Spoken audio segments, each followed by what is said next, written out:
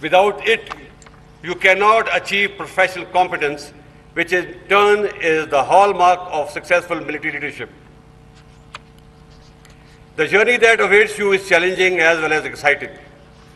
The demands of professional military service will be much high as you grow in service. You need to equip yourself with the lofty attributes of leadership, with clear sense of purpose to gain respect and trust of your subordinates.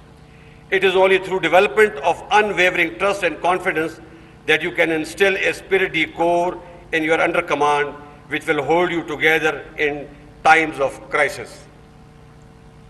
You must also understand that persona of a just and impartial commander who exhibits merit in dispensation of reward and punishment is the one who will earn unconditional loyalty and obedience of his under command. As a leader, you need to have courage and ability to take difficult decisions and then accept full responsibility. Correct decision making requires competence and confidence, which can only be acquired through high-class military education, rigorous training, and continuous study of military history. In the words of Sir Basil Whittle Hart, and I quote, "An officer who has not studied military history as a science is of little use beyond the rank of a captain." Remember the value of keeping up a brave face in front of your men when you are as shattered and frightened inside as all of them in a life and death situation. The contagious energy that you will instill in your men when you lead them by example and not merely by words. Remember, when a lot of lead is flying in the air in the battlefield, an officer never says advance, he always says, follow me. The importance of keeping the well-being of your troops ahead of your own is the hallmark of a successful military leader.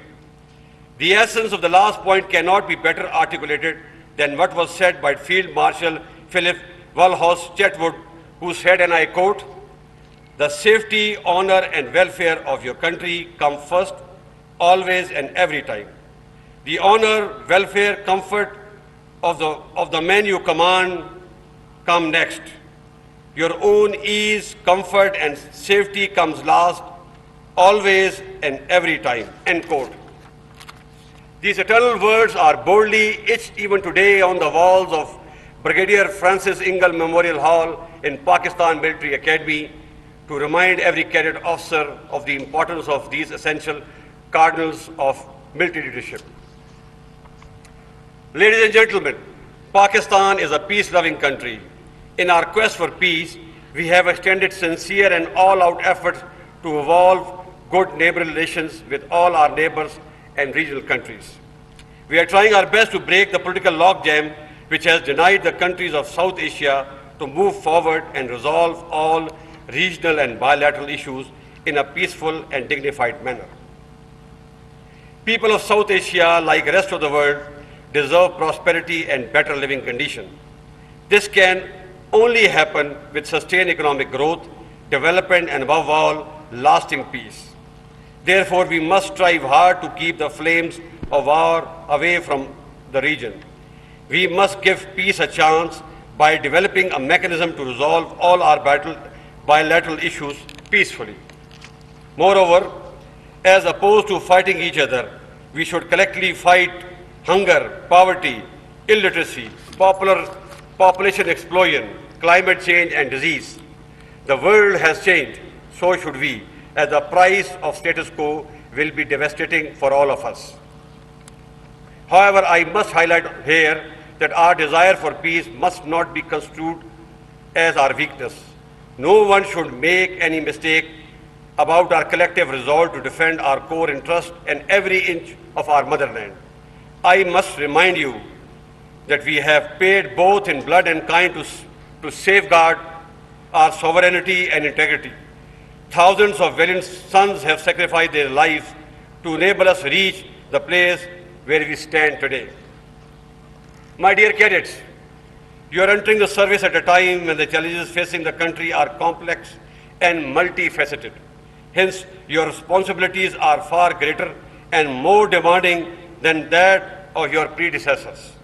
You have chosen to serve and protect your motherland which demands the highest level of dedication, sense of purpose, and sacrifice. This pledge must never be undermined, as you have been amply equipped and prepared to diligently overpower future challenges and emerge victorious. I am highly optimistic and assured by your exemplary display of discipline and professionalism that the prestige, security, and safety of our country is in safe hands. As a good soldier, always remain focused on your job. Don't get distracted by fake news and political wrangling in the country. Respect the democratic institutions and be always ready to defend the territorial integrity, sovereignty, and Constitution of Islamic Republic of Pakistan with your life. And finally, always remain alert and prepared to respond to and defeat all intrigues and conspiracies hatched against our country with iron fist. The message is clear. The armed forces, with the support of our citizens, will never allow any country, group, or force to politically or economically destabilize Pakistan. At the end, I compliment Commandant and his team for a job very well done, and once again congratulate you on your hard-earned and well-deserved commission in the Army. My special felicitations to the champion company and those cadets who have earned distinctions for their outstanding performance.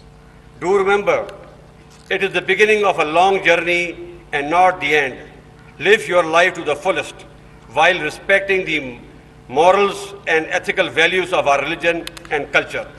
Also jealously guard and uphold our centuries-old military ethos and traditions. I am confident that you will embellish the proud pennants of your regiments and battalions which you are about to join. May Allah be your guide and protector. Ameen. Pakistan Army Zindabad, Pakistan Paindabad.